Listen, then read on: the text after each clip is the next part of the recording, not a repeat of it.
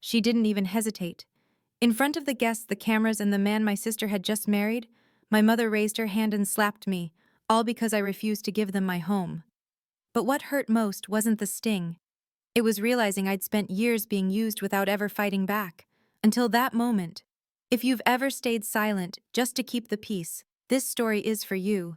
Let me show you what happens when the one they overlooked decides to take her power back. My name is Calla Whitmore. I'm 38 years old, an architect living in San Francisco and, by most metrics, successful. I've spent nearly 2 decades building a career where precision matters, where you can draw a line and know exactly where it leads. But no blueprint ever prepared me for family. My sister Fiona just got married. The ceremony was held at a luxury vineyard resort in Napa Valley, the kind of place where each table centerpiece probably cost more than my first semester of college. The flowers were arranged in gold-rimmed crystal vases, the lighting was set to mimic sunset, and everything shimmered in carefully curated elegance. It looked like a dream. A very expensive curated dream. And I made the down payment. Fiona had called me 8 months ago in tears. The venue she wanted was about to get booked. Her fiancé's family wasn't helping much, and Mom said it wouldn't look good if we settled for a second-tier place. I didn't ask questions, I just transferred the money. $25,000, no conditions, no discussion. Because that's what family does, or so I'd been taught. I arrived at the wedding alone. Not because I didn't have someone I could have brought, but because I didn't want to explain anything. No boyfriend, no plus one, just me. Dressed in a simple navy dress, the kind that said, "I'm here but not trying to be seen." Low heels. No jewelry but a pair of pearl studs I bought for myself when I made partner at the firm. I parked in the side lot to avoid the valet line and slipped into the cocktail garden just before the music began. Guests laughed under strings of imported lanterns. Fiona, of course, was radiant. Her white silk gown clung to her like it had been stitched onto her bones, and everyone around her buzzed with attention. Cameras followed her, drinks were raised to her, and even the breeze seemed to move just to flatter her veil. I stood at the edge of the crowd near a tall cypress tree, where I'd be mostly out of the frame, but close enough to be seen, if anyone bothered to look. I watched her pose for photos with relatives who hadn't spoken to me since college. No one called me over. No one asked for a picture. I was used to that. I was the other daughter. The stable one. The helper. The background. Then my mother found me. Vivian Whitmore had a way of moving like she was always stepping onto a stage. Her silk shawl glistened in the twilight, her heels barely making a sound on the stone path. "Calla," she said smoothly, resting a hand on my arm. "Can we talk? Just something quick. A family thing." Family thing. The two words that always meant, "We want something from you, but we'll wrap it in sentiment." I followed her through a side path that led to a vine-covered arbor by the reflecting pool. My father Charles was already there, hands folded behind his back, staring at the water as though he were contemplating the stock market. He didn't greet me. He never did, really. Vivian smiled. It was the kind of smile that never reached her eyes. "Isn't today beautiful?" she asked. "Fiona's starting such a promising new chapter, and we were thinking, this could be a fresh beginning for all of us. As a family." I waited. She was winding up to something. "You have that gorgeous penthouse," she continued as if casually. "And you're always traveling for work. It's really too much space for one person, don't you think? We thought, wouldn't it be lovely if Fiona and Graham could start their new life in a home like that?" I blinked once. Slowly. "My penthouse?" I asked. "Yes," she said, eyes lighting up like it was a compliment. "As a wedding gift. From one sister to another. Think of what it would mean to her." I turned toward my father. He didn't flinch. He didn't say a word, just watched the water ripple under the lights. "You want me to give Fiona my home," I said, "because I'm single and not using it the way you think I should." Vivian's face stiffened. "Calla, don't be dramatic. We're trying to create opportunity. You've always had so much, and Fiona, she deserves a real start." I felt something tighten in my chest, but I didn't let it rise. "No," I said calmly. "That apartment is mine. I bought it. I've maintained it. I live there." Vivian's voice sharpened. You're being selfish. That word. The one they always used when I said no. And then, without warning, her hand came across my cheek. It was fast practice, like she'd done it in her head before. The slap was real. So was the silence that followed. Guests nearby gasped. One woman clutched her wine glass mid-pour. Fiona looked over, met my eyes, and then turned away. My father said nothing, didn't even blink. I straightened my shoulders, let the sting settle into my skin. But I didn't cry. I didn't shout. I didn't ask why. Instead, I smiled. Not a fake smile. Not one for show. A quiet one. The kind of smile you give when something finally clicks into place.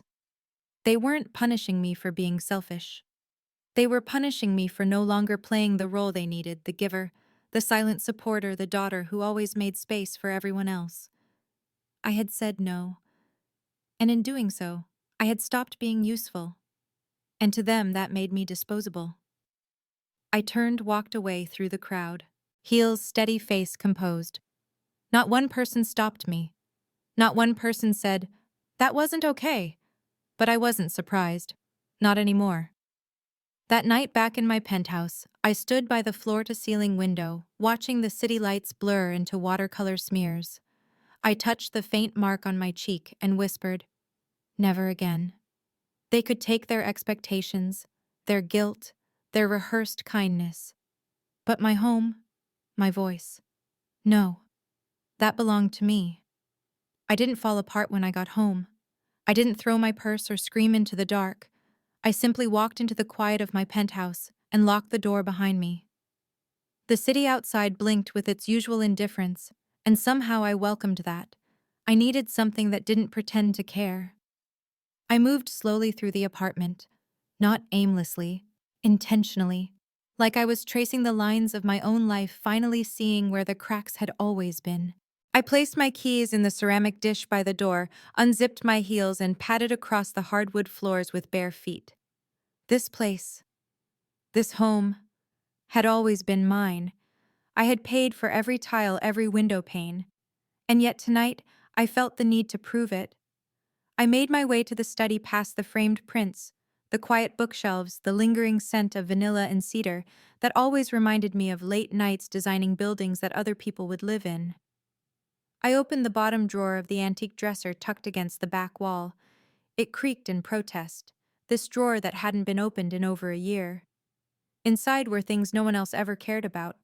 A faded scarf, a stack of birthday cards I never mailed, and one thick envelope with my name written in my grandmother's graceful cursive. I held my breath. My grandmother had given it to me quietly one afternoon, no fanfare, no big speeches. Just a soft hand on mine and the words, "Open this when they forget who you are." I remember thinking it was sweet but unnecessary. I was sure I'd never need it. But tonight, after everything, I finally understood what she meant. I sat down on the floor, legs crossed like a girl waiting for a bedtime story, and opened the envelope.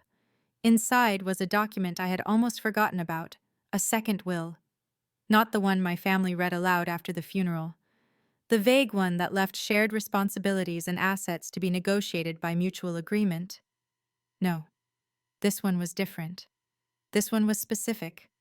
This one had my name on it. Typed clearly and firmly, it stated that I, Calla Whitmore, was the sole beneficiary of the penthouse. It even listed the address. And beneath that, it designated a savings account. $340,000 set aside explicitly for me.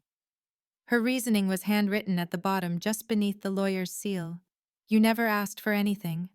That's exactly why this is yours. Let them talk. Let them assume. But never let them shame you for being steady." I read it twice. And then I laughed. Not loudly, not bitterly, just softly. The kind of laugh you let out when you realize someone saw you all along, even when no one else did. I remembered the version of the will they clung to, the one read after she passed. It left the family everything to be handled with care. It was vague enough to keep the peace and open enough to justify whatever they wanted to claim.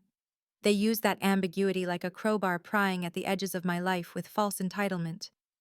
That night at the wedding, when they pulled me aside and asked me to give away my home like it was a throw pillow, that wasn't a slip. That was the plan. But this envelope, this was my grandmother's quiet resistance. I stood up slowly, placed the will on the desk, and walked to my filing cabinet. My hands moved with a calm I hadn't felt in days. I pulled out every document that mattered: the original title deed to the condo, property tax receipts, insurance statements, closing documents, screenshots of deposit transfers. I created folders, labeled them by hand with my black Sharpie. Property, penthouse savings, legacy will, final. I didn't need to rush. I didn't need to call anyone to vent. I was no longer looking for validation. I wasn't trying to explain why I deserved to stay in the home I'd paid for and lived in. The truth didn't need defense. It only needed to be documented. At 11:37 p.m., I opened my laptop and started a new email. The cursor blinked, waiting. I hadn't spoken to Ms. Jacqueline Green since my grandmother's memorial. She had handled her legal affairs for more than 15 years and was known for her efficiency and her silence, the kind of woman who spoke when it mattered, and only then. The subject line read, "Meeting request, Grandma's documents," and the email itself was simple: "Hi, Ms. Green. I found the papers my grandmother gave me. I'd like to come in and talk with you about them. I still have the original copy." Would Tuesday morning work? Kala, I didn't reread it. I didn't add, "Hope you're well," or "Thanks in advance." There was no space left in me for small talk. I clicked send, closed the laptop, and exhaled. Then I made tea. Chamomile with honey. I wrapped my grandmother's scarf around my shoulders and stepped out onto the balcony. The cold kissed my cheeks, but I didn't flinch. The city shimmered beneath me, indifferent, permanent, and utterly free. That's how I wanted to feel, and I would. Not by yelling. Not by posting a rant or storming into their lives with accusations. That wasn't me. It never had been.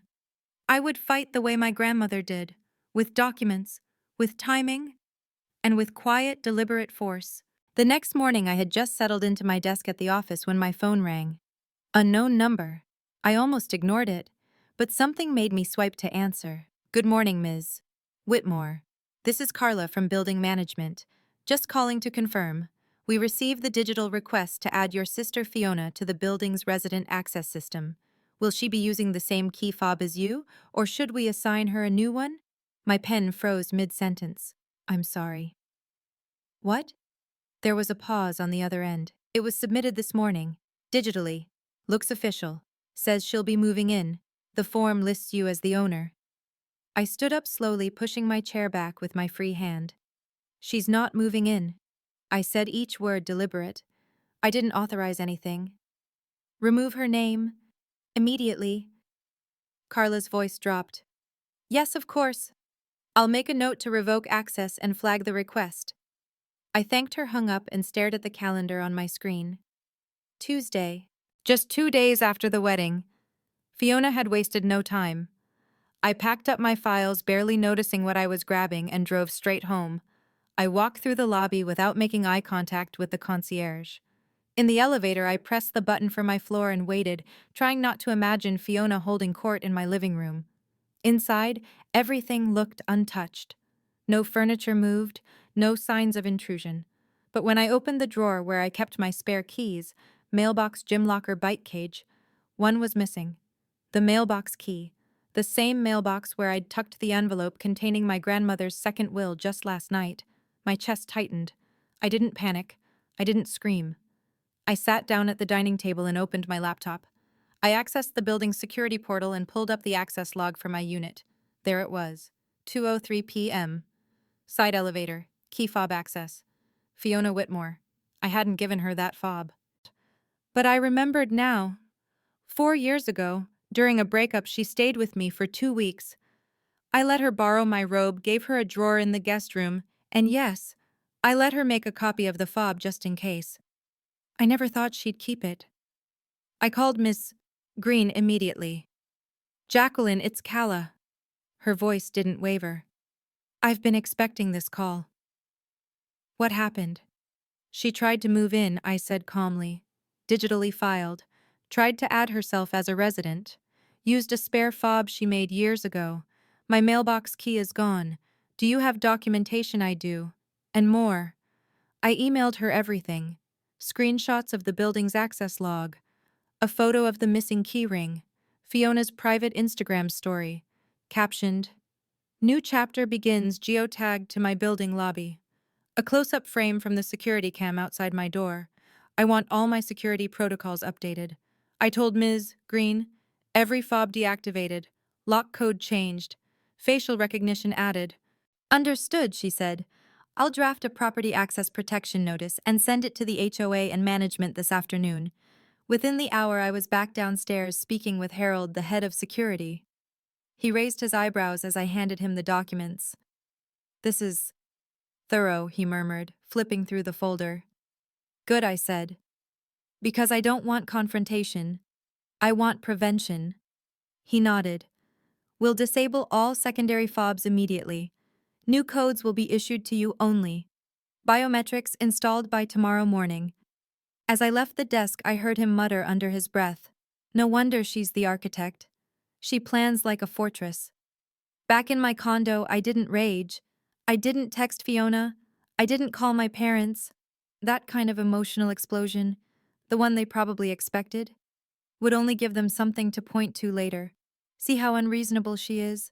So cold, so unwilling to share. No, I wouldn't give them the chaos. Instead, I made tea. Again. And I began building a case file. I opened a folder on my laptop titled Unauthorized Access. Fiona, and started uploading. Every piece of proof, every timestamp, every screenshot. I even took pictures of my front door mailbox and locks, just in case I'd need them later. The deeper I went, the clearer it all became. This wasn't a miscommunication. This wasn't a sibling misunderstanding. It was a coordinated maneuver. Quiet, polite, wrapped in the language of family support. Meant to claim what was mine without even asking. They had never planned to ask. They planned to take.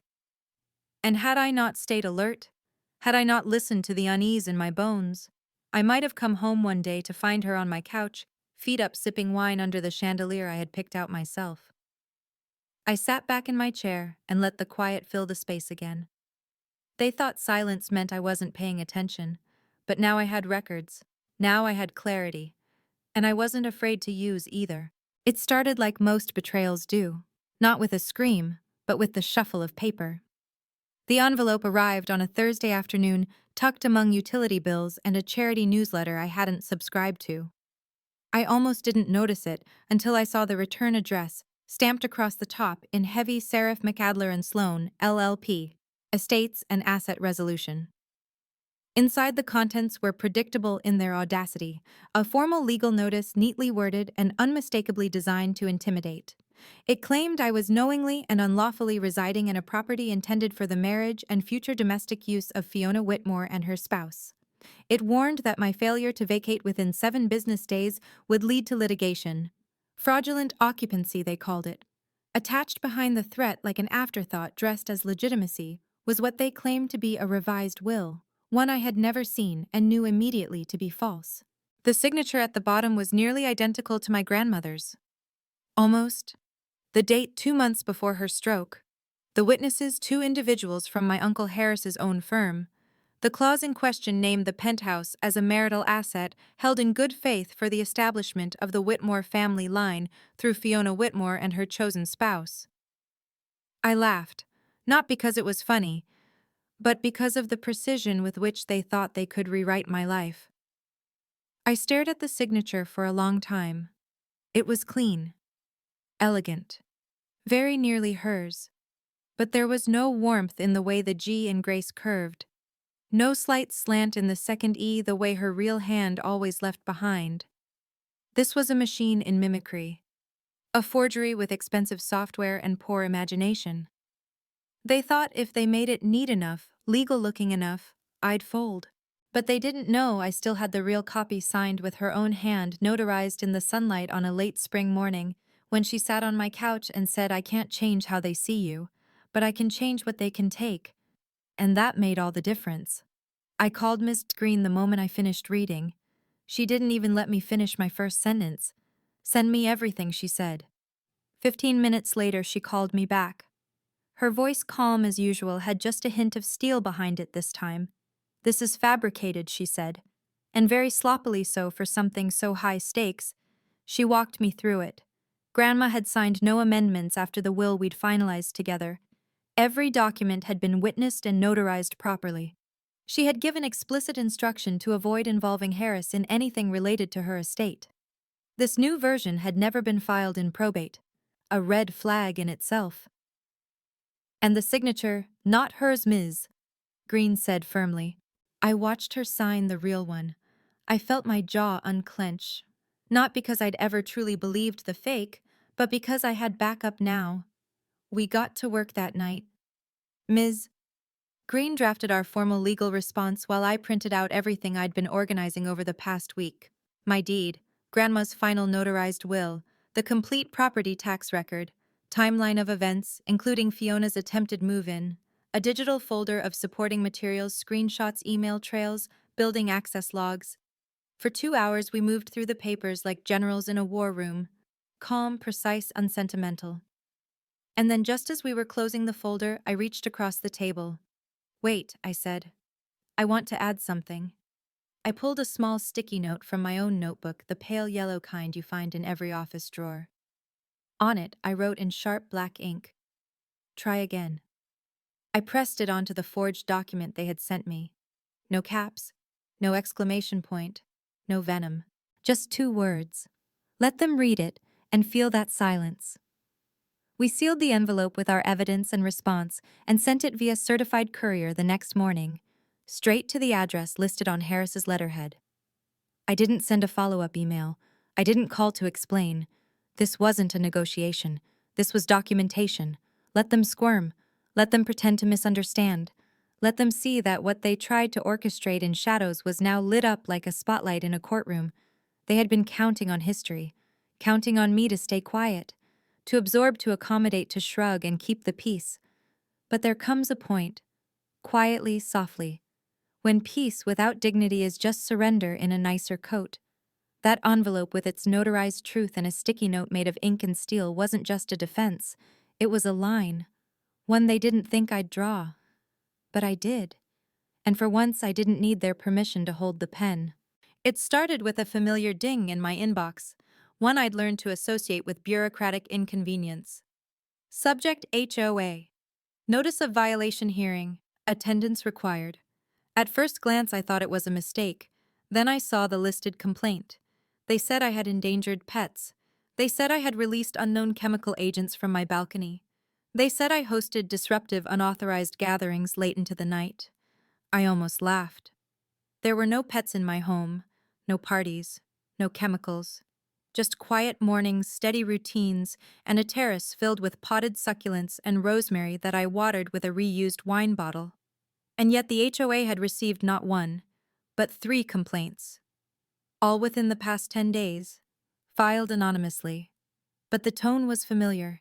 Fiona never left fingerprints, but her intentions were always loud. The hearing was scheduled for Wednesday evening at 6 p.m. in the community conference room near the gym. I arrived 5 minutes early with a navy folder tucked under my arm containing everything I needed, and nothing more. I wore what I always did when I needed to be taken seriously: clean lines, quiet fabric, no statement jewelry. The armor of a woman who refused to be rattled. Inside a long rectangular table stretched across the room. The HOA board sat in a row: Mr. Riley, the chair, Marla Thompson, head of compliance, and 2 other members I didn't know by name, but recognized from mailroom nods and elevator silence. Fiona sat across from me. Of course she did. Hair pulled back too tight. Binder clutched in front of her chest. A performance of calm, scripted and stiff. "Mr. Riley began. "Thank you all for being here. We're here to review a formal complaint issued to Unit 6A, currently occupied by Ms. Calla Whitmore." He paused, eyes flicking to the sheet in front of him. "The complaints include alleged violations related to unsafe use of balcony substances, potential harm to pets in adjacent units, and noise disturbances outside permitted hours." He glanced at me. "Ms. Whitmore, before we begin, do you have any preliminary response?" I placed my folder down slowly. "Yes," I said, voice even. But first, I'd like to hear the full complaint from the source. Fiona cleared her throat delicately, as if this were a debate team and not a character assassination. We're simply looking out for the well-being of the building, she said sweetly. There were strong odors reported from Kala's unit, chemicals possibly cleaning agents or repellents. One resident's dog had an allergic reaction. And there were multiple nights where strange barking sounds kept us up. No one's accusing anyone, but we do believe community health should be prioritized. She smiled like a pageant contestant reciting a rehearsed answer. I didn't flinch. Thank you, I said quietly, then turned back to Mr. Riley. With your permission, I'd like to present my response. He nodded. I stood, not dramatically, just out of practicality, and opened my folder. What I'm about to show you, I began, is not an opinion. It's not a feeling. It's simply the record. First, I passed around a signed and time-stamped HOA travel notice submitted by me 2 weeks prior. It showed I was officially out of town on the night Fiona claimed there had been barking and noise from my unit. During the period in question, I said my unit was empty. I was 280 miles away attending a work seminar in Santa Barbara. Next, I played video footage from the building's side security camera. It showed Davis, Fiona's husband, leaning over my balcony railing at 11:52 p.m., using bolt cutters to unlock the gate I had secured months ago. Another clip captured him at the keypad trying combinations. Third, I displayed 2 HOA documents on the projector screen. The original digital guidelines versus the second edited version claiming Fiona had been granted temporary access to Unit 6A as part of family transition planning. The metadata from the second file clearly stated the creator Harris. Assist 1 at MK Adler Sloan. Com. My uncle's firm. The edit timestamp. 3 days after my grandmother's passing. No one said a word. Even Marla Thompson, who had seemed skeptical at first, adjusted her glasses and leaned closer to the screen. I looked around the table slowly. Then I spoke. I'm not here to argue, I said. I'm just here to clarify. That was it. Not a raised voice, not a single tear, not a hint of apology. Just clarity. Mr. Riley cleared his throat this time with something softer in his voice. Thank you, Ms. Whitmore. This information is very helpful. He turned to Fiona, who sat frozen. Her binder now felt like a burden. We will now deliberate in private. You'll be notified of the outcome within 48 hours. I didn't wait for them to ask me to leave. I nodded politely, gathered my folder, and left the room. But the email came much sooner than expected. At 8:17 a.m. the next morning, subject formal resolution of complaint, Unit 6A. The board had unanimously dismissed the claims against me. The complaint would not appear on my record, and a formal apology had been logged for unfounded disruption and reputational harm. I sat with the message for a moment. It wasn't pride I felt, it was something cleaner than that. Certainty. The truth laid out plainly had finally been louder than their story. I didn't win because I yelled, I won because I knew who I was, and brought the receipts. It arrived quietly like most turning points do, not with fireworks or a door slammed shut, but with the soft buzz of a phone screen and a name I hadn't seen in almost a year, Maxine. Maxine was my cousin, though she never played the part most expected. She was always just outside the circle, observant, soft-spoken, and perpetually underestimated. At family functions, she was the one you forgot was in the room until she said something so incisive it stayed with you long after the dishes were cleared. Her message was short. Thought you should hear this. They didn't know I was there. You deserve to know. Attached was a single audio file, no explanation, no emojis. Just the weight of something unsaid hanging in my inbox. I was alone in my condo when I listened. Mid-morning light filtered through the glass, casting long shadows over the hardwood floor. I had just made tea. I hadn't even sat down yet. The first few seconds were ambient noise.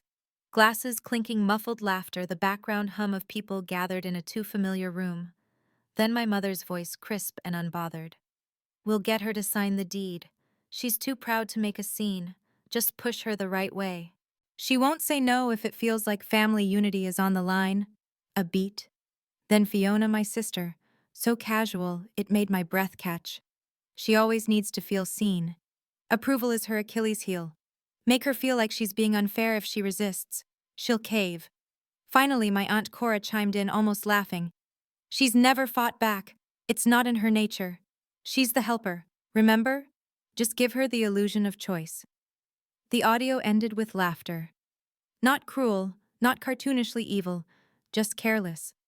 The kind of laughter people reserve for harmless gossip. Except this wasn't gossip. It was a strategy session. It was a plan to break me. I didn't cry. I didn't scream. I just stood there for a long while, letting the silence settle in around me like dust. Then I pressed play again. And again. And again. Not because I didn't believe it the first time, but because some wounds need to be felt twice to understand just how deep they go. There was a brunch scheduled the next day at Aunt Cora's house. An extended family affair with all the usual suspects, uncles with loud opinions, cousins who never call until they need something, aunts who trade sympathy like currency. Normally, I would have passed. But not this time. This time, I showed up. I arrived just after 11 dressed in navy again, a color I'd begun to wear not for fashion but for clarity. It made me feel grounded, unshakable, not flashy, not invisible, just present. Aunt Cora greeted me at the door, all teeth and feigned warmth. Oh, Calla, we weren't sure you'd come. Things have been tense. I'm here now, I said simply and walked past her into the dining room. The air was filled with the sound of clinking glasses, low conversation, and the faint scent of warm cinnamon rolls. My mother sat at the far end of the table, chatting animatedly with someone who once called my career a cute phase. I took an empty seat in the middle. No need to wait for introductions or fanfare. 10 minutes passed. Maybe 15. I waited until the conversation was flowing, until people had begun to relax and sip from their champagne flutes. Then I pulled out my phone, set it gently on the table, and said in a calm, measured voice, I have something I'd like to share. The room quieted almost immediately. I tapped play. The voices filled the room. My mother, my sister, my aunt. Their words, their plans, their laughter. I didn't look around the table while it played. I watched my tea instead, tracing the tiny ripple that formed in the surface of the liquid each time a new voice joined the recording. When the audio ended, no one spoke. The silence was not heavy. It was dense, thick with realization, discomfort, and the knowledge that something had shifted permanently. A fork clattered against a plate. Someone coughed. My cousin Sarah quietly placed her napkin on the table and excused herself without a word. I looked up slowly. Uncle Wade, who had once accused me of being emotionally cold because I didn't invite everyone to my graduation, looked like someone had kicked the wind out of him. My mother opened her mouth, maybe to apologize, maybe to explain, but I raised a hand gently. No one here owes me an apology, I said. And I'm not here to make a speech. I just thought it was time you heard what I've always known. A few heads nodded. Most didn't move at all. I picked up my phone, slid it back into my purse, and stood. I think that's all for me today, I said. Enjoy brunch. I walked out without another word. Not out of anger, not out of pride, out of peace. For the first time in years, I felt no urge to make anyone understand me. No compulsion to explain why their words hurt or why their silence was louder. They had heard it, and that was enough. Later that evening, I sat by the window, watching dusk soften the edges of the city. The scarf, my grandmother's, was draped over the armrest of the chair beside me. I reached for it, folded it over my lap, and whispered to the fading light I didn't break. The city blinked in response, silent and endless. For once, that silence didn't feel empty. It felt like space, room to breathe, to rebuild, to remember who I had always been before they tried to write me into their story. And this time, I wasn't asking to be seen. I was just being. It was a quiet Sunday evening when the knock came. The city outside had begun to settle into that soft amber lull, when streetlights hum to life and windows across neighboring buildings start to glow like tiny hearths. I had just rinsed my teacup and set it upside down on the drying rack when I heard it. Not a frantic knock, not uncertain, just patient. When I opened the door, Graham stood there, Fiona's husband. His shirt was untucked. His posture carried a heaviness I hadn't seen at the wedding. Back then he looked like the golden boy, the kind of polished, agreeable man who charmed entire dinner tables with harmless wit. Tonight he looked older, smaller, like someone who'd finally stopped pretending not to notice the fire in the house. "I'm sorry to show up unannounced," he said, voice low tired. "But I need to talk to you. It can't wait." I didn't say anything, just stepped aside to let him in.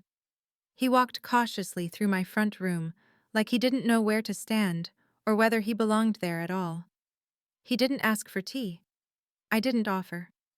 He sat across from me on the small couch, then opened the manila folder in his hands. It was bent at the corners. Whatever was inside had been carried for some time.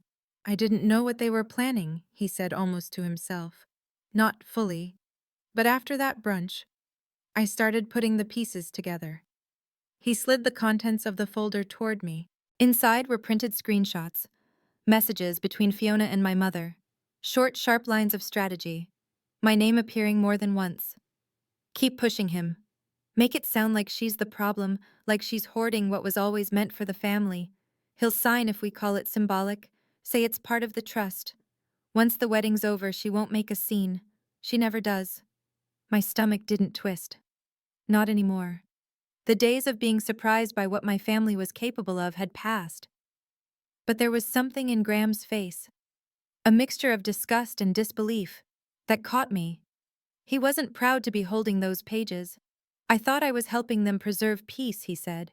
"They told me you were being difficult, selfish. That this condo wasn't really yours, just something you were holding until it could serve a bigger purpose." He paused, pressing his fingers to his temple like the shame itself was physical. "And I believed them," he admitted. "I signed that witness form for the gifting letter. I thought it was ceremonial, just symbolic." He pulled another paper from the folder. This one was their prenuptial agreement. Highlighted in yellow was a clause that read, "The condo located at 1841 Cypress Hill Lane shall be listed as a future marital asset pending post-nuptial transfer under family gifting agreement." He didn't even look at me when he spoke next. "She told me it was already settled. That you'd agreed that it was just paperwork catching up with reality. I didn't know they forged your consent into that clause. I didn't know it was leverage."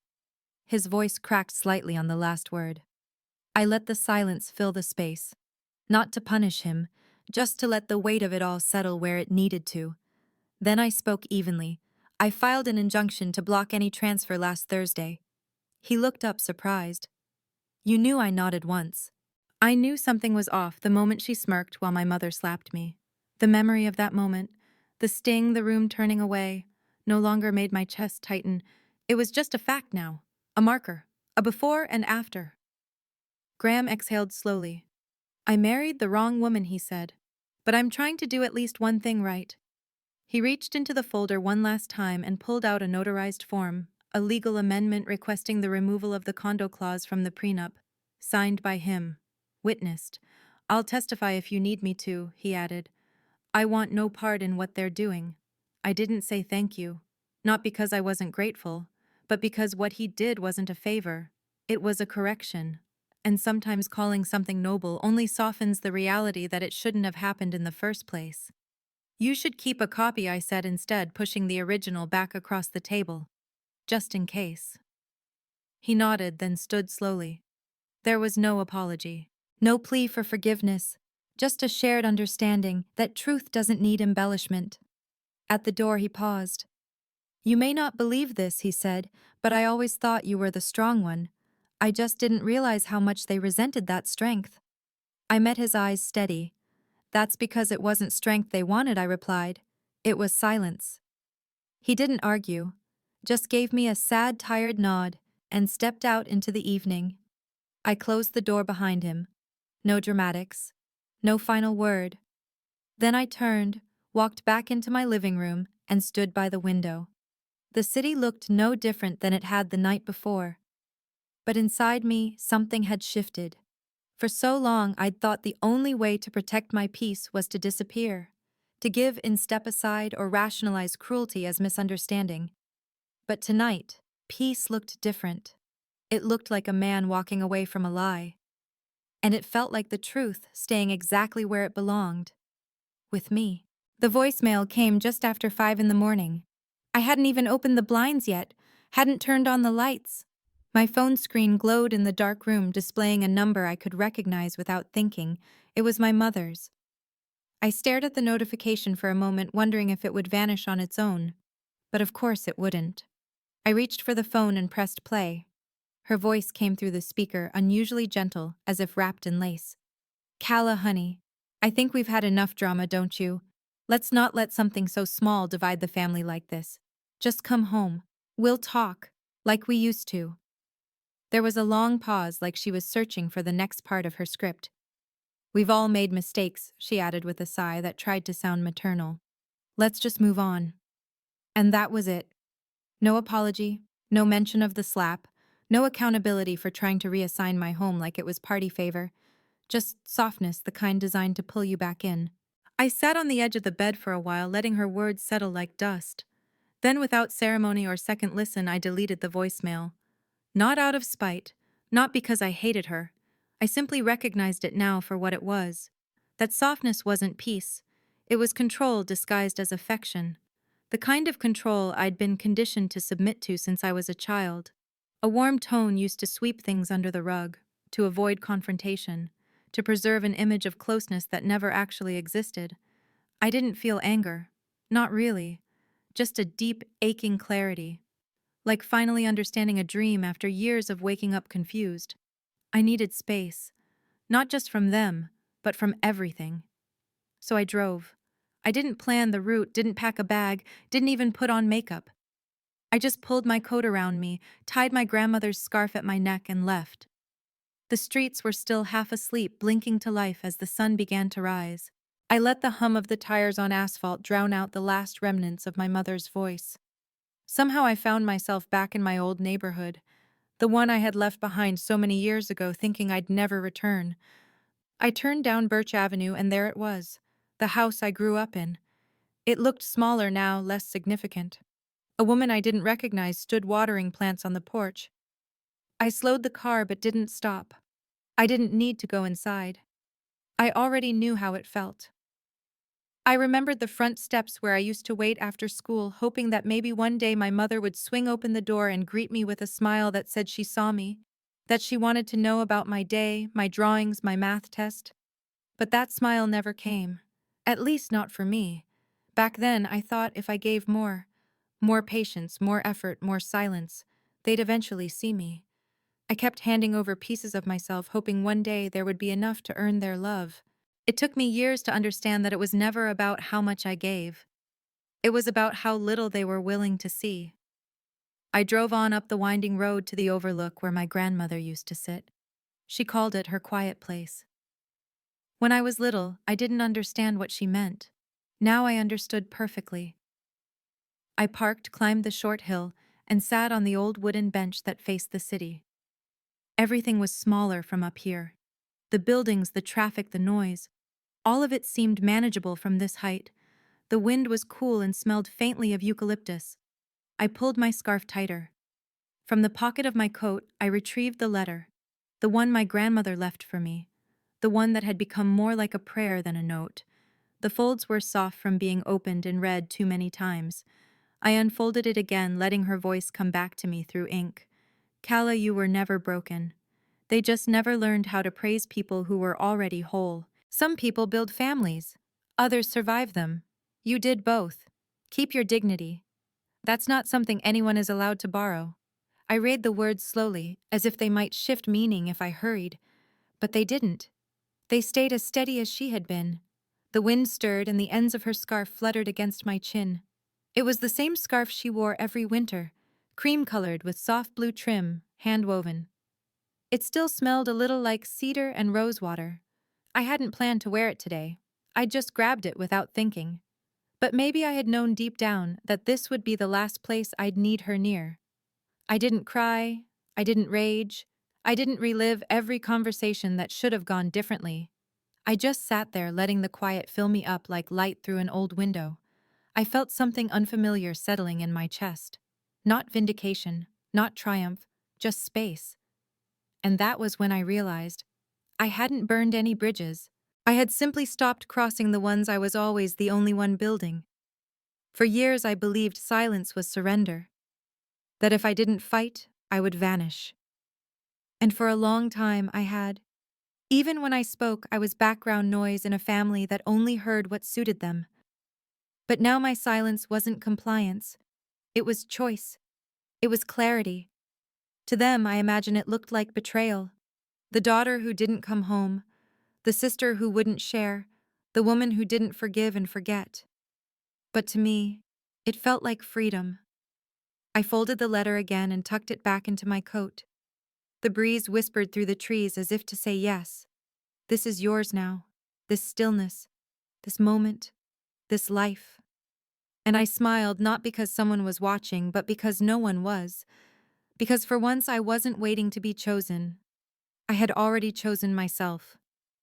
I stood up, brushed the back of my coat, and took one last look at the city before heading back to the car. My hands were steady. My breath was light. There was nothing left to prove, and nothing left to give away. If you've ever felt like the one who was always expected to give more, to stay quiet, to be the bridge. Everyone else walked across. This story is for you. Have you ever chosen peace over pleasing? Have you ever realized that walking away isn't weakness, but wisdom? I'd love to hear your thoughts. Share your story in the comments. Someone out there might need to hear it too. And if you found a piece of yourself in Kala's journey, don't forget to like, subscribe, and tap the notification bell so you never miss another story like this. Because sometimes the most powerful revenge isn't rage. It's reclaiming your worth quietly and completely.